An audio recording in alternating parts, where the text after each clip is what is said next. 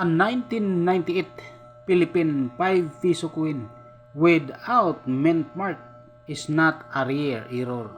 Coins lacking a mint mark were actually struck abroad by the Royal Canadian Mint or RCM and are very common in circulation, holding only their face value unless they feature a genuine physical mint error like a clipping or severed double die. Why it is not an error? Foreign minting?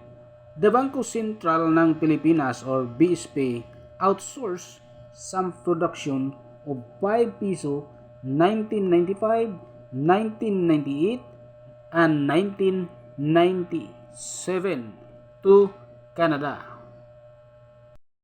Missing mint mark, coins minted locally in the Philippines carry a mint mark, while the ones made in Canada do not. High mintage, millions of these no mint mark coins were circulated, meaning they are common and worth of 5 pesos.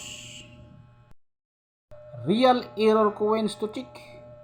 If your coin actually has a manufacturing mistake, look for these specific traits. Number 1. Off-center strike. The design is stamped far to one side.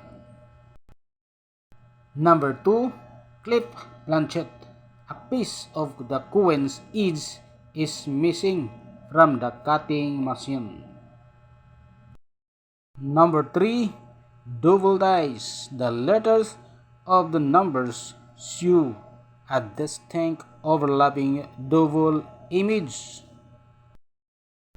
At dito naman guys sa ating source of information sa enomista.com, ang ating 1998 guys na reverse 1 ay mayroon itong price guys na 50 pesos sa uncirculated condition dahil mayroon itong 24% sa ating sirkulasyon. At ang ating 1998 guys na PI, ang reverse 1, ay mayroon itong halaga guys na umabot ng 290 pesos guys, ang very fine. At mayroon ito guys 1.6% sa ating sirkulasyon. Maraming salamat guys sa panonood at God bless sa ating lahat.